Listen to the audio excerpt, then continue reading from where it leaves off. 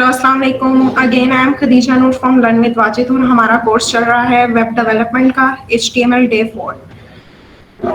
आज के दिन हम जो टॉपिक करेंगे वो सारे सिमेंटिक मार्कअप से रिलेटेड हैं। लास्ट वीडियो के अंदर हमने स्ट्रक्चर मार्कअप्स देखे थे और आज की जो हमारी वीडियो है वो सिमेंटिक मार्कअप के ऊपर है।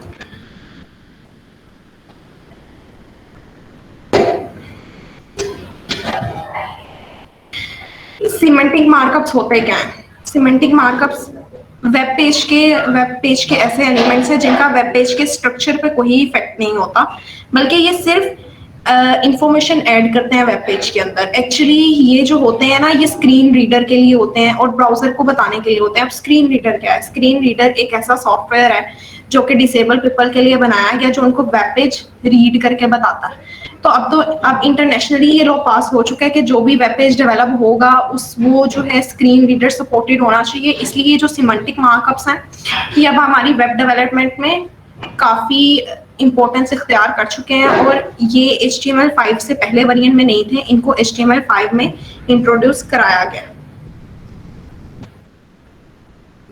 नेक्स्ट, अब हम कुछ सिमेंटिक मार्कअप्स पढ़ेंगे।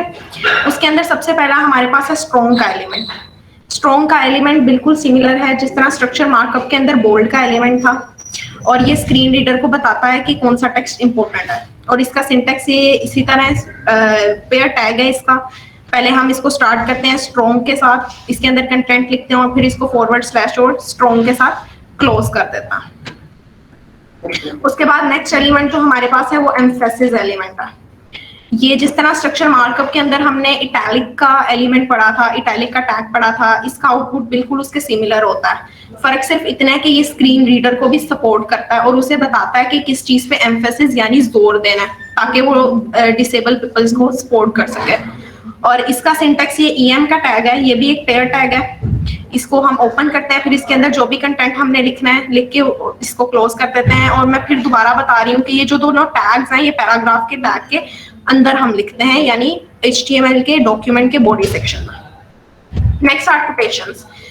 नॉर्मल लाइफ में हम जो कोटेशंस हैं उनको रेफरेंस देने के लिए यूज करते हैं। अगर हमने कहीं से किसी की कोई चीज कॉपी की है तो इंटरनेट के अंदर कॉपीराइट के इशू की वजह से ये लाजमी होता है कि हम रेफरेंस बताएं कि हमने वो चीज किधर से कॉपी की है।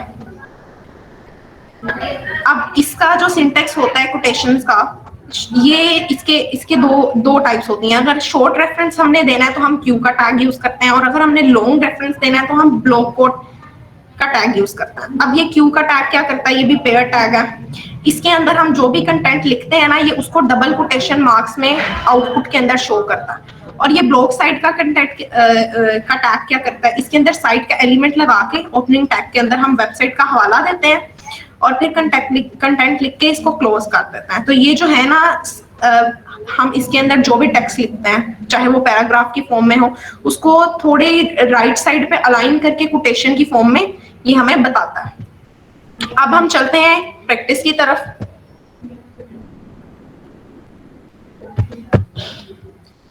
तो सबसे पहले हमने स्टार्ट की डिक्लेरेशन।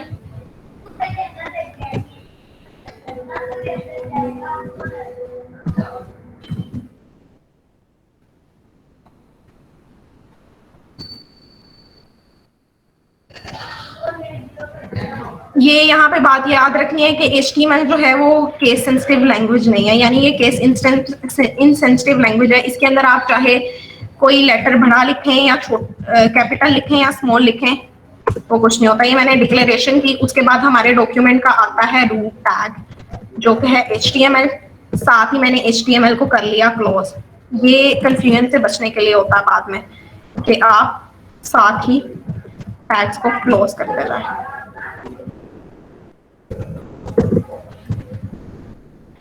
HTML के टैग के बाद हमारे पास आ गया हेड का टैग।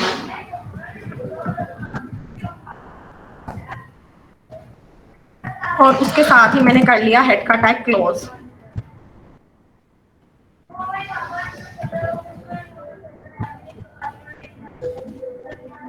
अब हेड के टैग के अंदर टाइटल का टैग,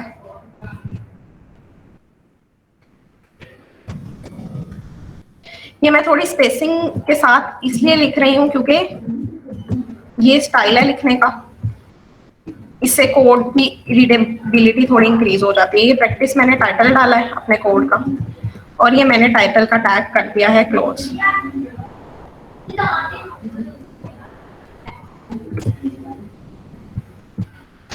इसके बाद मैं डालूंगी बॉडी का टैग।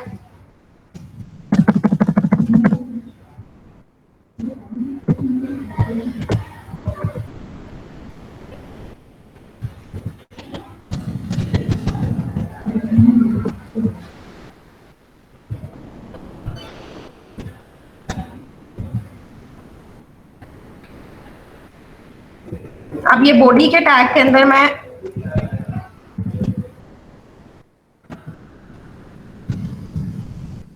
पैराग्राफ का टैग यूज करूंगी।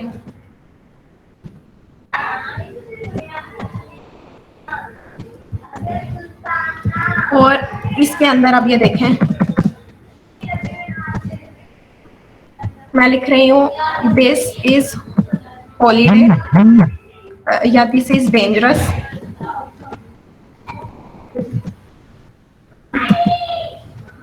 और आगे मैंने लगा दिया है स्ट्रॉन्ग का टैग, और उसके अंदर मैं लिख रही हूँ BALERT, बी अलर्ट, और यहाँ मैं कर रही हूँ स्ट्रॉन्ग का टैग क्लोज।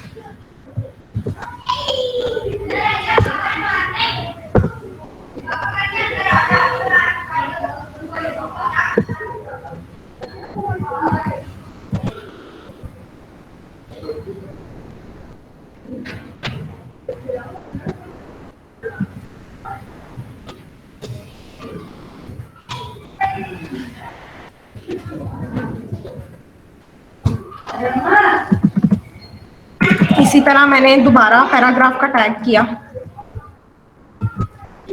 यही टेक्स्ट लिख के अब मैं इसके साथ एम्फेसिस का यूज करूंगी।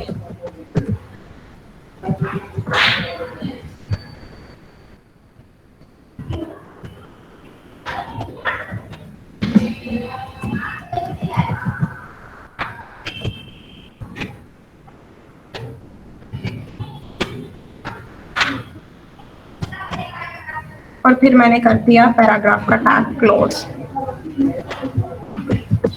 अब आगे मैं इसी तरह इसको कोटेशन में लिखना चाह रही हूँ, फिर मैं पैराग्राफ का टैग यूज करूंगी।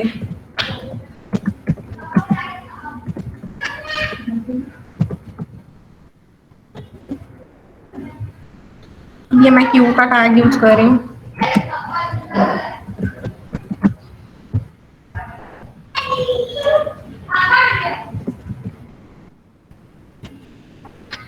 अब मैं इसको सेव करती हूँ कोड को। ये बात हमने याद रखनी है कि जब भी हमने HTML का टैग किसी टेक्स्ट एडिटर में लिख के सॉल्व करना है तो हमने उसकी एक्सटेंशन .html रखनी है। मैं इसको सेव कर रही हूँ part4.html के नाम से।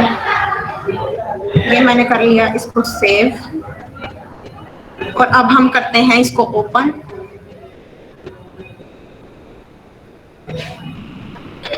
ये देखें,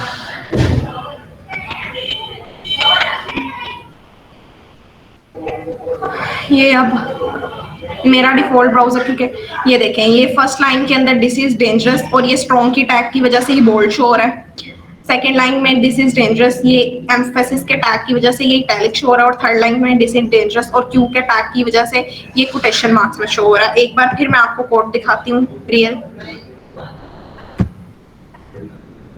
ये हमारा रियल कोड है और इसकी आउटपुट मैंने आपको अभी दिखाई। इस वीडियो के लिए इतना ही, दोबारा मिलते हैं नेक्स्ट वीडियो में। तब तक टेक केयर, वीडियो को लाइक और शेयर करें। अल्लाह हाफ़िज़।